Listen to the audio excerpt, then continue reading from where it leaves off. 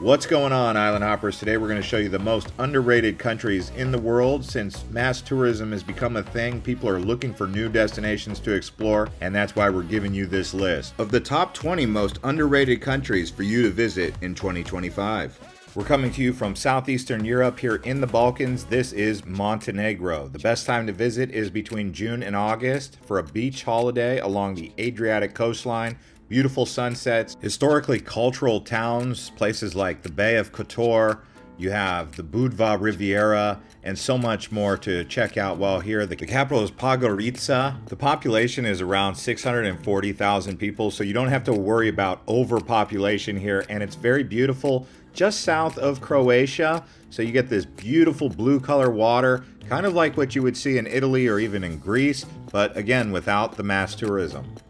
I spent 3 days here and I can't wait to go back. Now here we are in Southeast Asia. This is Laos. I just recently visited Laos for the first time.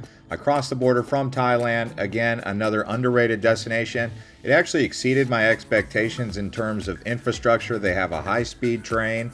They also have beautiful new hotels and infrastructure being built in the capital of Vientiane. And if you go up towards places like Luang Prabang or you head towards Vong Vang, very beautiful. Even in southern Laos, you're going to find beautiful nature. So that's really what you're going to get out here. And it's a poor man's Thailand. You're going to save more money here in Laos. And it's really super cheap. One of the most cheap countries in the world, in fact.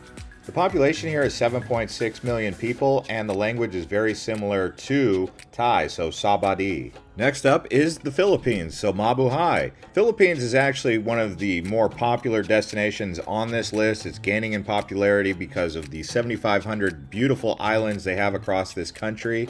Although it is not part of the mainstream travel options that many people consider, the benefit to travel here is many of the people speak English. They also speak Tagalog, and they have several other languages in Visayas and around Cebu and then south into Mindanao. But you're going to get beautiful beaches here, some of the most beautiful beaches you'll find anywhere in the world, so much variety.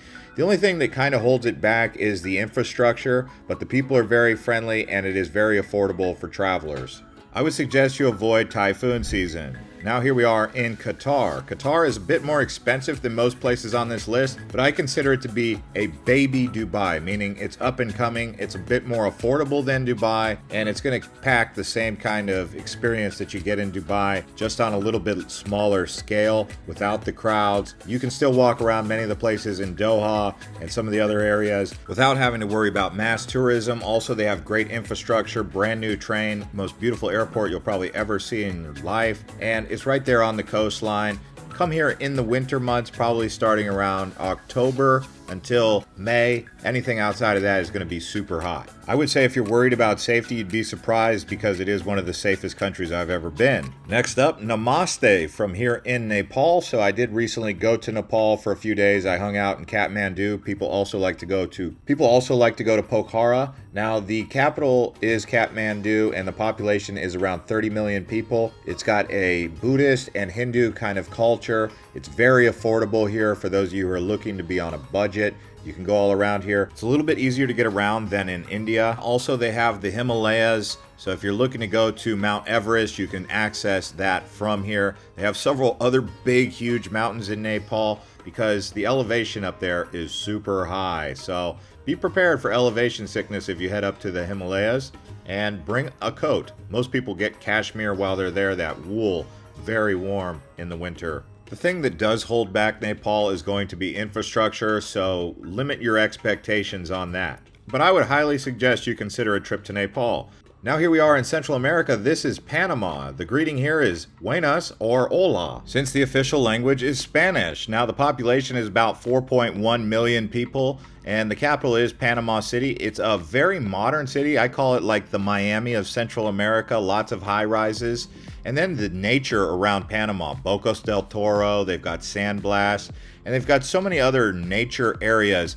It's a bit cheaper than Costa Rica, and I actually find it to be a hidden gem for sure, underdiscovered, underrated, with excellent infrastructure. As you know, the Panama Canal is here, so that has brought in a lot of industry and commerce related to shipping. And you know that the isthmus is very short. You can go from Cologne to Panama City by car in about an hour. That's going from one end of the country to the other, Pacific to Caribbean. I recently spent a week in Panama and I can't wait to go back. That gives you an idea of how excited I am about Panama. And from Panama, I actually went down to Ecuador. Although you have to fly there, you can't take a car because the durian blocking the access. That's a very thick rainforest.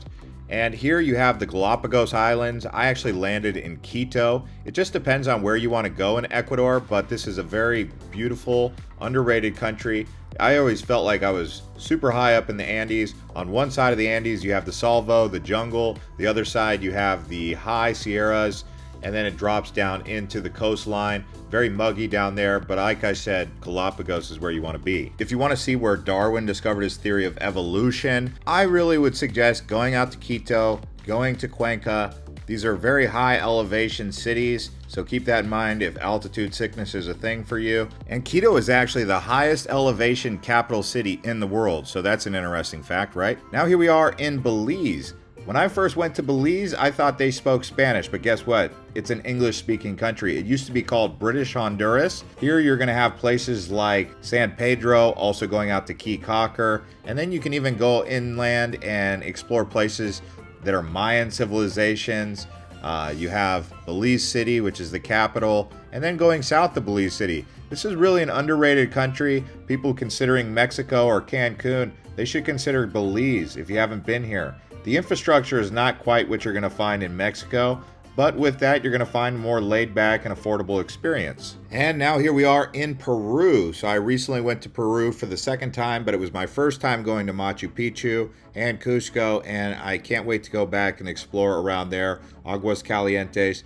Peru is a place that has so much going on in the actual country. You'd be surprised, everything from the coastline around Lima. They have many coastal villages and cities that you can explore. It's a little bit hotter in that desert area. And then as you go up into the highlands towards the Andes.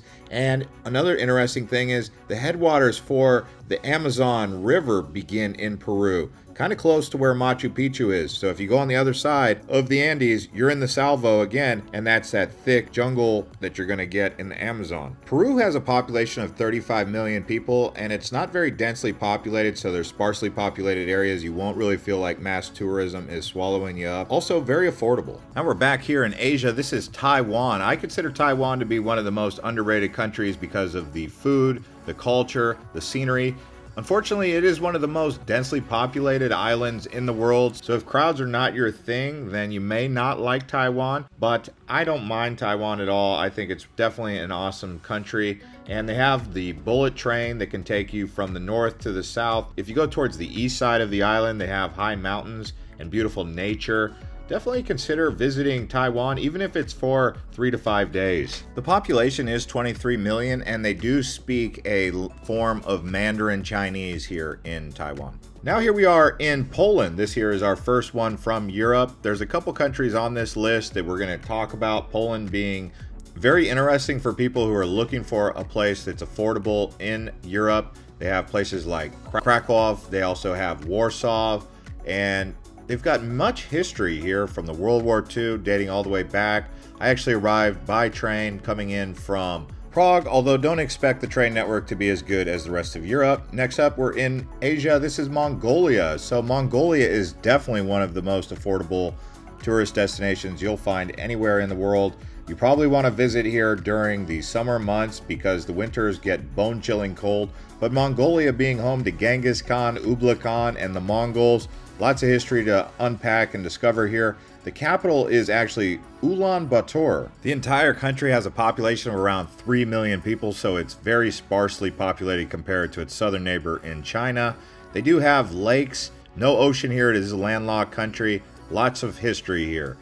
And green rolling hills with camels and ox. Next up, we're headed to Africa. This here is Tanzania.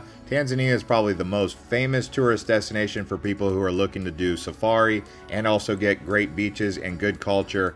And that's what you're going to find here in Tanzania. The people are very friendly. They speak Swahili. The population here is around 65 million. If you guys want to check out Mount Kilimanjaro, the Serengeti, the Ngorongoro wildlife sanctuaries, those of you who love Lion King, you'll probably feel like you're in the Lion King movie here because of the diversity in wildlife. Now we're back to Europe. This here is Estonia. The first time I ever went to Tallinn, which is the actual capital, I was impressed. There was a lot of history to be had down in the Old Town area. Also, it's a up-and-coming tech place. It's sparsely populated, not overcrowded, and not full of mass tourism. And it's reasonably affordable compared to the rest of Europe. Next up, we're headed to Uzbekistan. You could call this the Middle East here, as it's part of Eurasian continent area. With a population of around 35 million, it's a mostly Muslim country, so you'll see lots of mosques here, and they're very beautifully decorated. Here we are in another European country. This is Romania, with a population of around 20 million people. This one is also considered famous for Transylvania, around the Carpathian Mountains, and they've got medieval towns. People who are looking for history really come to Romania, and they save a lot of money because of it. It's a very affordable Eastern European country, and I would consider going here if you're looking to avoid some of that cold weather in the north, maybe around the springtime. And a little bit further east from Romania is going to be Bulgaria. You have the Bulgarian Riviera right there along the Black Sea, just north of the Bosphorus Strait from Istanbul. For those of you who know about the history here, you'll really appreciate Bulgaria. It's also one of the more affordable places in all of Europe. So if you're looking to save some money, it seems like Eastern Europe is where it's going to be. They do get a bit of mass tourism. Lots of Russians and Ukrainians come down here and kind of commingle in Bulgaria. And here we are now in Georgia, staying in Eastern Europe, almost on the border with Europe. In fact, the Caucasus Mountains that run through here, everyone to the west of the Caucasus are known as Caucasians, also part of the Western world. But a very historically rich area to explore and good for budget-friendly travel. And here we are in Scandinavia. This is Finland with a population of 5.5 million people. It actually has over 75,000 islands around Finland, but it's mostly known for its winter festivals. And no matter what time of year you want to visit Finland, it's always a good time. Most people originate their trip in Helsinki, the capital. And no matter where you travel in 2025 and beyond, I hope you enjoy your trip safely. And we'll see you on the next one with the 50 best travel destinations in the world for 2025. Click next.